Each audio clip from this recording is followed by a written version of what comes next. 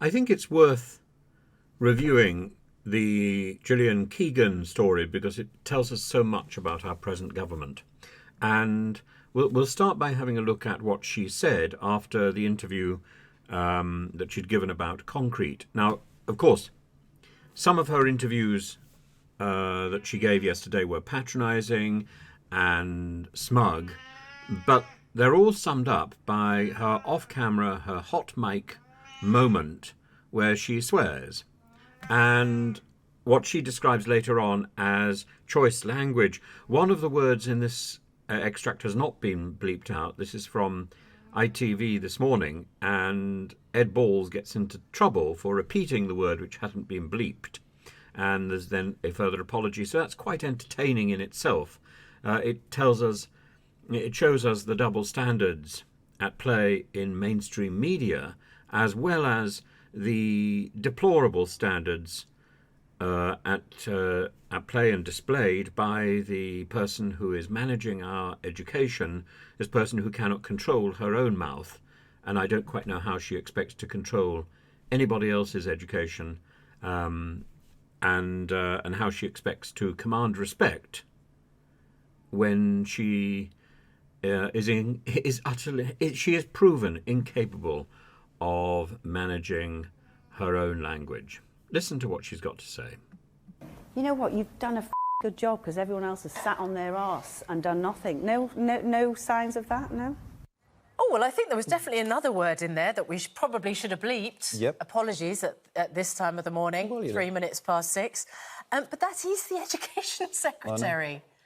She has to make sure that teachers are teaching classes with decorum to young pupils, and simultaneously she's using language which clearly she was told by Downing Street she had to go out and apologise for. Yeah. If you remember, a few weeks ago, the Deputy Chairman of the Conservative Party used rather choice language on television, and ministers praised him, but not with Gillian Keegan. I don't know whether you saw the front of the Daily Telegraph: concrete crisis and hot mic rant leaves Keegan fighting for survival. If you are a Conservative cabinet minister and the Daily Telegraph says you're fighting for survival, that's not good. No. She then changed her outfit and went on to another news outlet and made an apology for what she'd said. Now, at this point, I have to interrupt because the apology that she produces is actually to blame the person who had just been interviewing her.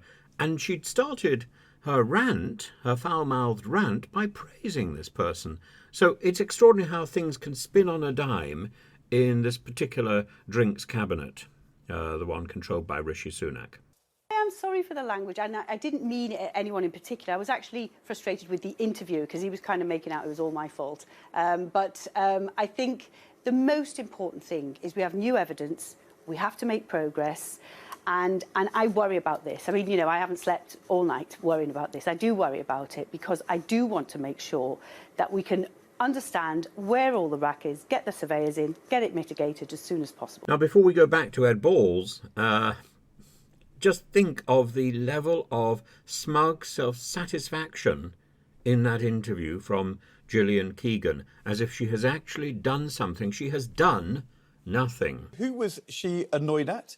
Who was she saying was sitting on their arse? Dan Hewitt. You can't say that word. I can't say that. No, even though the Education Secretary... We just had it on the television. I know, but you might have noticed I then apologised. I would like to apologise for the fact that I said what the Education Secretary said, who is in charge of all the schools in our country and the well-being of all young people under the age of 18.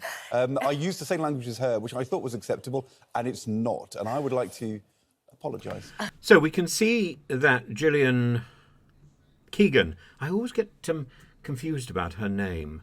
I don't suppose I'll have too much longer because she'll be out of a job. But you can see how Gillian Keegan is fairly useless. So the question is Rishi Sunak better at picking up the pieces? So he had an interview yesterday, and he does his sort of robotic thing, and he talks very fast.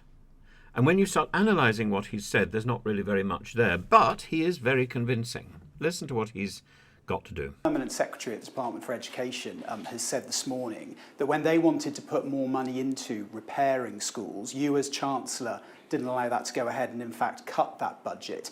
Are you to blame for what's happening now? And do you want to apologise to parents and pupils? So the permanent secretary is Jonathan Slater, and Jonathan Slater was excoriating about Rishi Sunak's response to his demand for 400 schools to be repaired each year.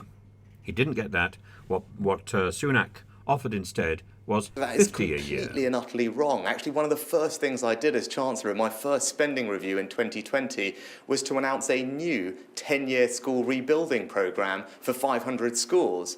Now, that equates to about 50 schools a year that will be refurbished or rebuilt. And if you look at what we've been doing over the previous decade, that's completely in line with what we've always done, about 50 or so schools a year refurbished or rebuilt. That's what I announced as Chancellor in my first spending review. On top of that, I also invested £5 billion to help our kids catch up with lost learning from COVID, the Education Recovery Programme. I think you'll remember at the time that was rightly a priority of the country to help our kids who've been disrupted by COVID with extra tutoring, for example, to help them catch up. And that cost £5 billion, which I invested in as Chancellor. And the interviewer continues. But the former permanent secretary said 50 schools a year, yes. They had funding initially for 100. They thought the total number that needed to be done per year was 300 to 400. Prime Minister, you talk a lot about trade-offs, but isn't this simply a trade-off that if you choose to save money in this area and don't put as much money into repairing schools as senior officials ask, then you run the risk of them having to shut down because of a risk of them falling down? Well, if you look at what we've been doing over the past decade, we've been rebuilding or refurbishing about 50 schools a year. As Chancellor, I announced a new 10-year programme to refurbish, rebuild 500 schools over the decade, so completely in line with what historically we've done in this country. On top of that, I announced record funding for schools, not just to help catch up our children with lost learning, £5 billion. It was an enormous amount invested in the largest ever tutoring programme that this country has seen. That was seen rightly at the time as the priority. Our kids' learning had been hugely disrupted by COVID. It was important that we helped them catch up, particularly the most disadvantaged pupils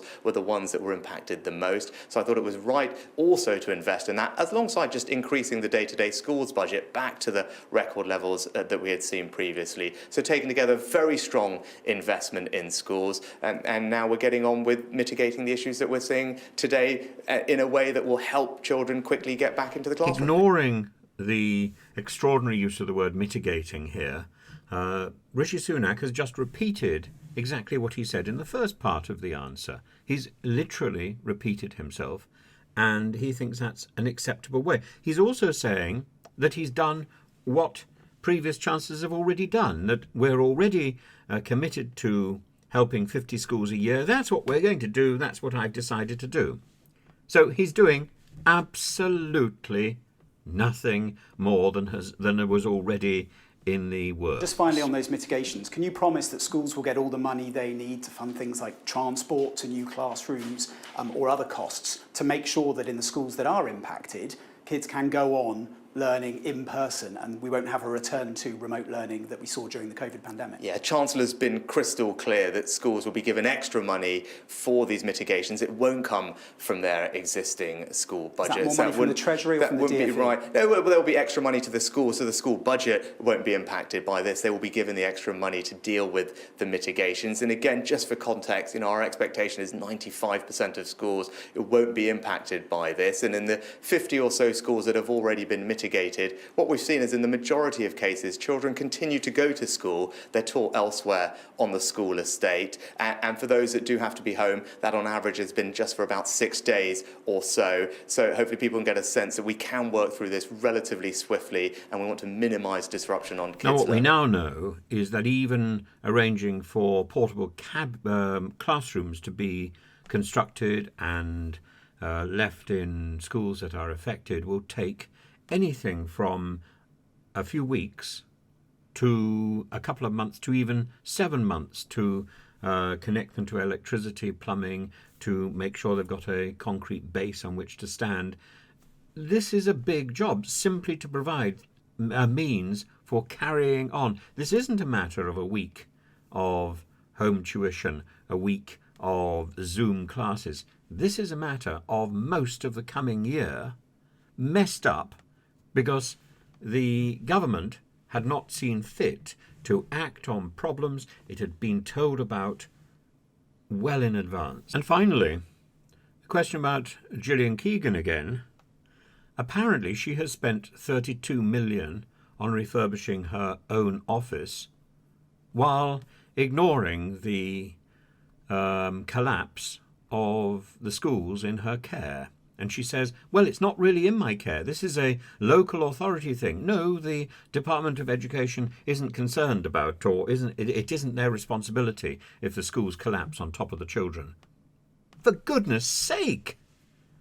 There is a moral responsibility, quite apart from a legal responsibility. There is a political responsibility, 3 different types of responsibility, and she understands none of them.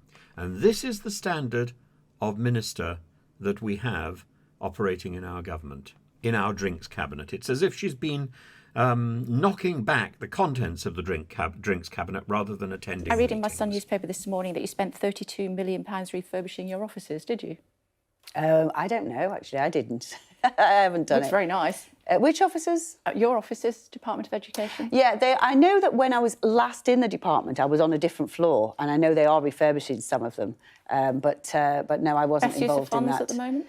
Well, I wasn't. I don't know what I mean, I guess there's some maintenance requirements that they had on there. I wasn't part of that decision, to be honest. But I'll check when I get back. I know that I'm in a different floor than we used to be in. So I guess they're refurbishing aspects of the building. But of course, every part of the public estate needs to be refurbished and, you know, needs to be kept up to speed. In this case, I think it's really important to say that we have done something that we've never really done before, which is the responsible bodies normally would do this. Though, at the moment, is it 32 million quid on offices when schools are crumbling? I don't know what the condition of the offices. We could have been dealing with other issues within the offices, but I will look at it when